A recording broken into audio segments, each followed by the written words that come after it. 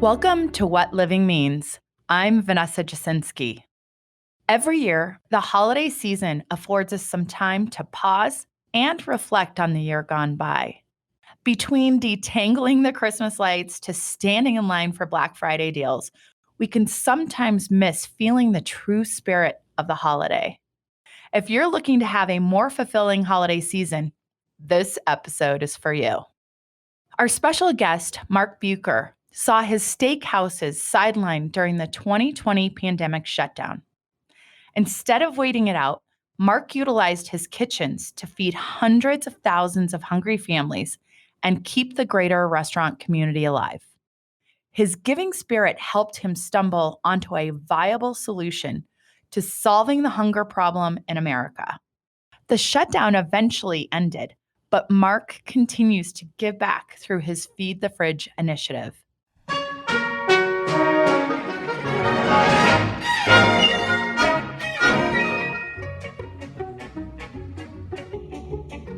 So, Mark, tell me what inspired you to start Feed the Fridge, and tell us a little bit about the organization.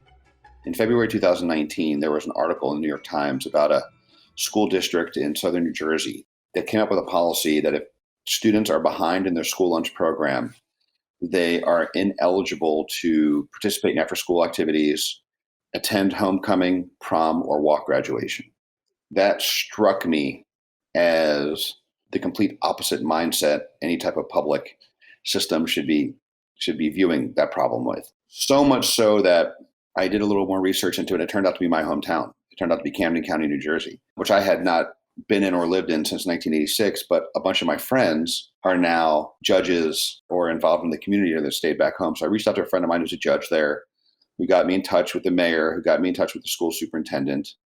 And I was convincing enough for them to give me some time to really understand how deep this problem was. Now, this school system had about 2.5 million students in it. And their annual financial problem of kids with school lunch accounts in arrears was less than $200,000.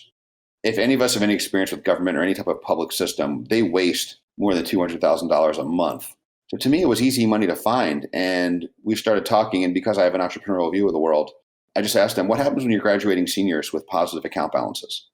And they said, we just mail checks back to their homes. I said, well, what happens to the checks that go uncashed or non-redeemed? Well, we turn those over to the state as unclaimed funds. So I then said, how about mail a letter home with your positive account balance? Would you care to redeem it all or donate some to a dignified lunch program? We formed it. They received over $600,000 in money back to the dignified lunch program for $200,000 arrears. And the agreement was no kid will go without a dignified lunch, meaning there's no more poor kid lunches in that school district. That had always been on my radar.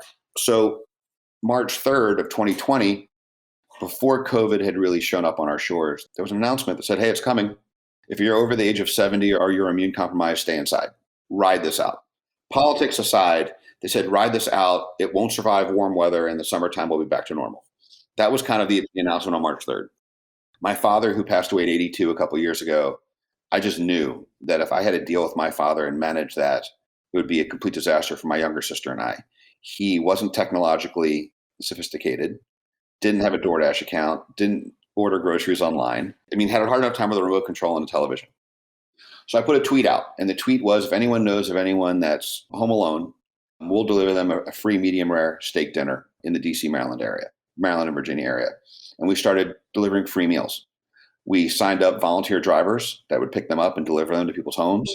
We had over 140 volunteer drivers. We delivered over 30,000 free meals. We started this network of giving back and participating in giving back. And we were supporting the area's elderly.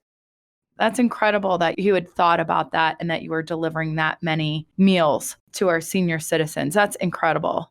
What we learned was seniors are always a problem. They've always been a problem. They've always had food challenges. They just don't speak up. They're quiet. They stay to themselves. They stay home.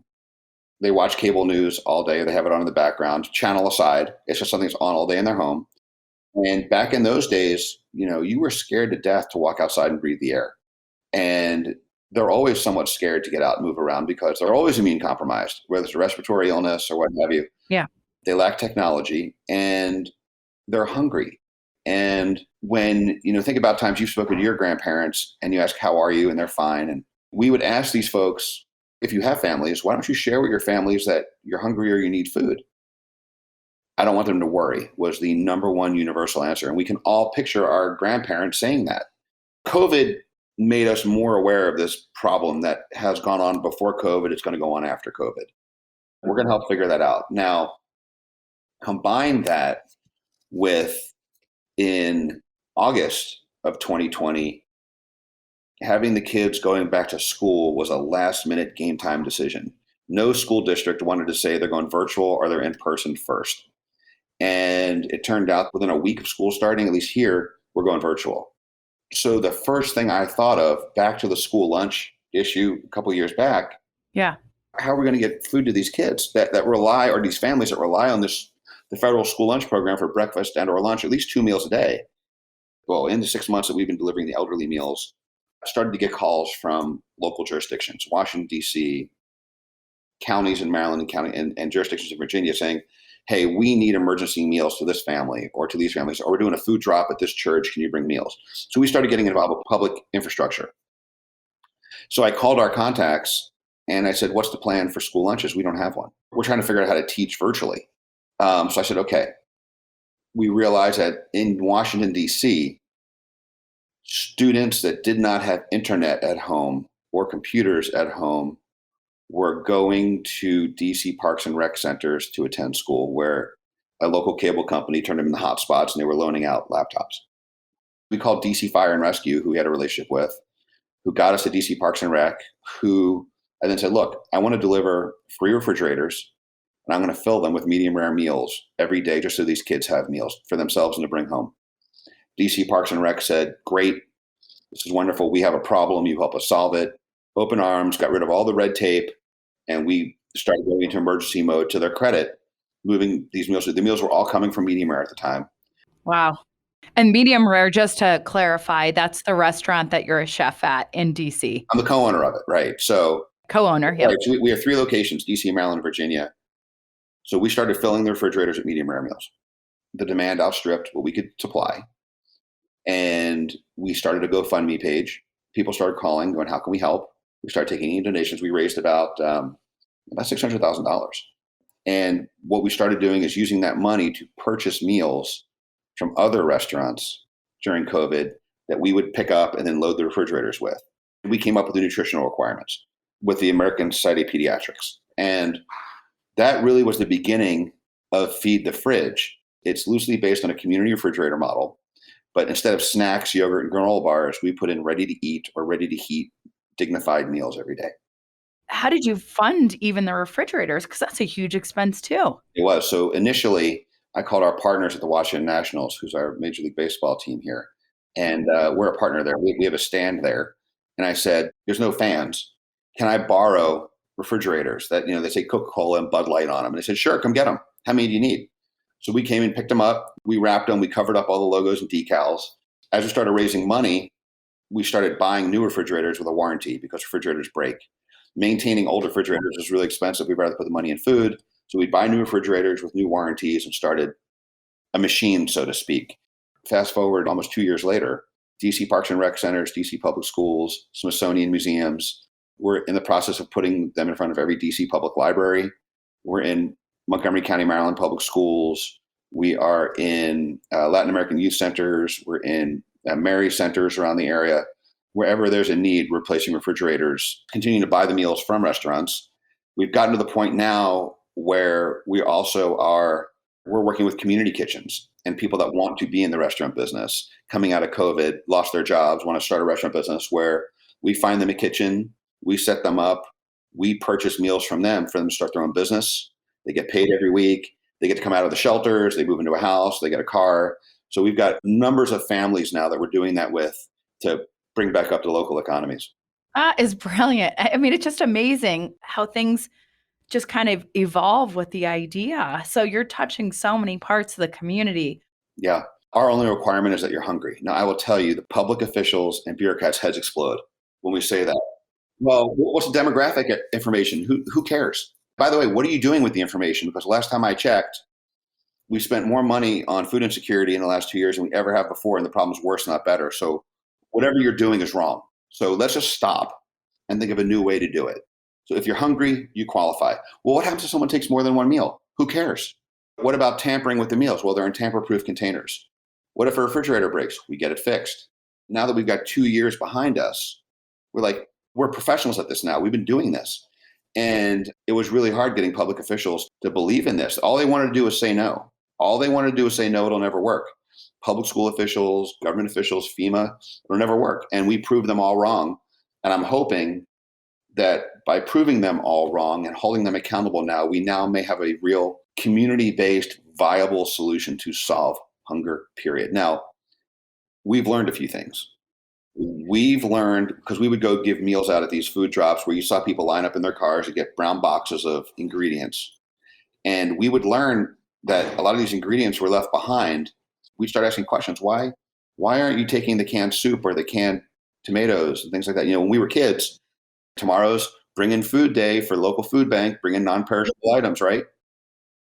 First off, half are out of date, so the food pantries can't use it.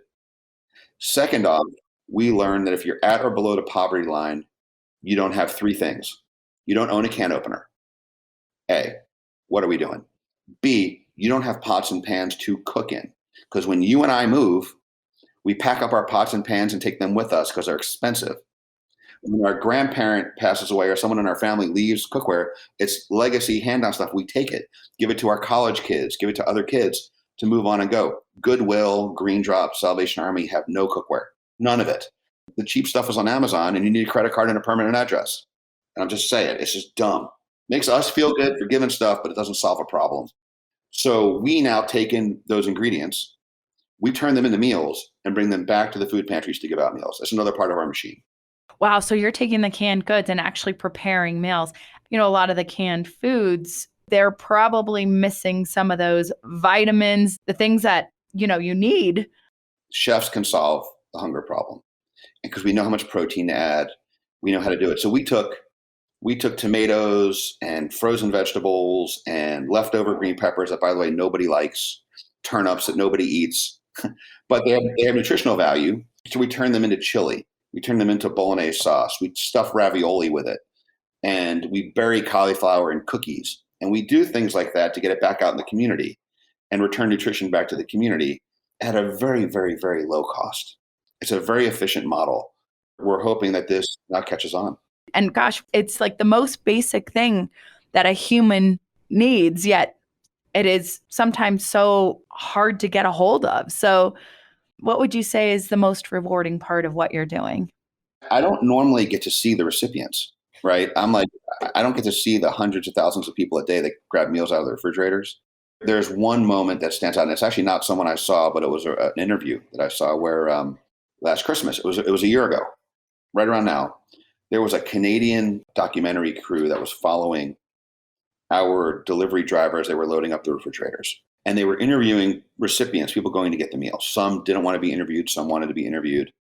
They found a mom that was walking up with a 4-year-old daughter and a 6-year-old son to our Smithsonian Anacostia Community Center refrigerator, which is outside in a parking lot. And they go, "What does this mean to you?" So she goes, "I have these two guys. I work full time. We have a roof over our heads, but I don't have enough left over to feed these kids. I don't know how to cook. My SNAP benefits don't allow me to buy cooked food. You have to buy ingredients for SNAP. It's a whole other problem. I wait in soup kitchens for meals for the kids. I hold their hands. And around us is homelessness, drug use, violence. It's scary, especially for young kids, for the most part. And we wait in line, and sometimes 8, 6, 9, 10, 12 people in front of us, they're out of food. So now we got to turn with the kids, walk home, do their homework after school, and there's no food. And she goes, "Now, with Feed the Fridge, we come every day. They pick what they want. I pick what I want. Every day the food's different. There's always certain things, and there's different cuisines. There's Indian, there's Italian, there's steak, there's chicken, there's fajitas. It's all different, but every day they know. There's also vegan on Wednesdays. Every day people know what's going on." She goes, "Now they get what they want. I get what I want. And we sit every night and we have family dinner." Wow, that is awesome. That is probably one of the most important things, to be able to be with family, sit around a table. That's how you connect with one another. How can people get involved with Feed the Fridge? They can visit feedthefridge.org and they can contact us through the email link there. They can donate on that site. If they're a corporation or a company and they want to get more involved, they can reach out to us and we'll come up with ways to do that.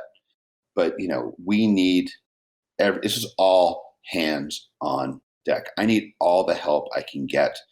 We need funding. We need corporate partners. We need city leaders and advocates to help us. We'll take it all. We won't say no to anybody. Wow, that's amazing. Mark, you really made a true impression on me today, and it's really inspiring. And, hearing the passion in your voice and your commitment, you're feeding a lot of different types of people is just amazing. So thank you for everything that you're doing. I wish there were lots of Marks out there like you that would help solve this problem. Well, thank you. And thanks for having me and thanks for reaching out. Happy holidays.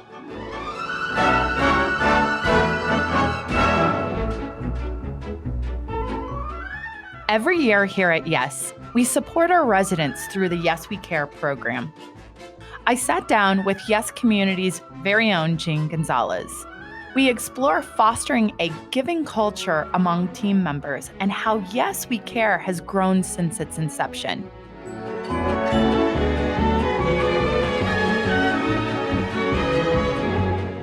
So, Jean, tell us a little bit about who you are and what you do at Yes Communities. Okay, I am Jean Gonzalez. I'm the Vice President of Human Resources here at Yes Communities. I've been with Yes since really the beginning, since inception in 2007. So been part of the company for a long time. And I've been able to be part of Yes We Care, the Yes We Care program, since it began back in 2009. Wow. And so tell us a little bit about what is Yes We Care and how does it benefit our residents and the rest of the communities?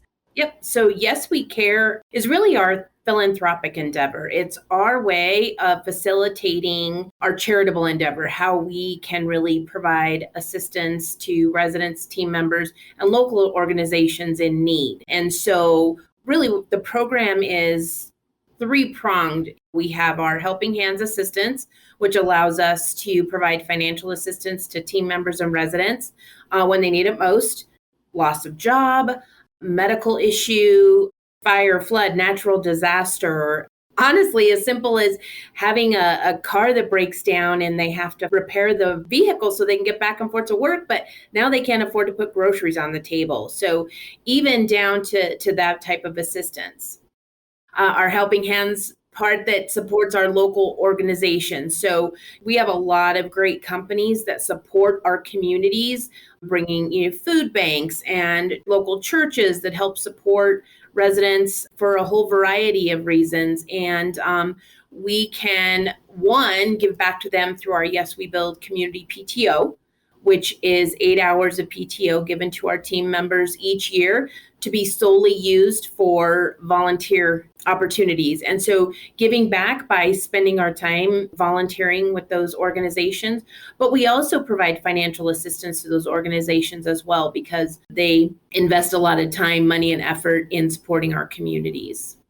So how do you encourage employees to give back? I know you do at work, but we also have employees that probably do it just on the outside anyway. That's just part of who they are. Right. I mean, I think what you do is you make it personal. You want them to contribute to places that are meaningful to them. So I think we empower them to do that. We encourage them to do that. And when you pay them, for a work day to go give back to an organization they care about, it's not hard to make that connection. So I think we encourage that. We also do Hug a Home, which is a program that allows us to support long-term residents who can no longer financially or physically manage the upkeep of their homes. And our Yes We Care Hug a Home program allows our team members and vendor partners to go in and do much needed repairs on those homes. And many of our team members know these residents personally. And so they'll use their WBC, their We Build Community PTO, to spend a day doing the repairs on these homes. And again, they know these people personally, so it's personal to them. They know they're making a positive impact on these folks. And so I think when you personalize it, it's easy for them to get involved. What other types of programs or things are we doing during the holiday season to give back? So we always put a big push on our local organizations as we, come to the end of the year. Again, they help our teams, our residents throughout the year. And we put such a focus on our team members and residents, especially with helping hands throughout the year, that really at the end of the year, we want to take pause. We want to look back and we want to make sure that we're supporting those local organizations who support us. So we definitely do a big push on providing some financial assistance to those groups. Beyond the big special program that we're hosting, this time of year, we just truly see an increase in the number of helping hand nominations that are coming in. Especially the last couple of years, it's been really hard for our residents and our team members as they come to the end of the year and holiday. And again, one financial impact, negative financial impact, can make the difference and mean no groceries on the table. So we really just make sure that we respond to those nominations quickly. We turn around the financial assistance as quickly as we can. And again, hopefully make a big difference to a family, a resident, a team member's family, and make sure that that money that really is going to, make a difference for their holiday, that they see it quickly. Thank you for listening to What Living Means. If you've enjoyed our show, please consider leaving us a rating and a review on your preferred podcast app. I'm Vanessa Jasinski. I'll see you next time.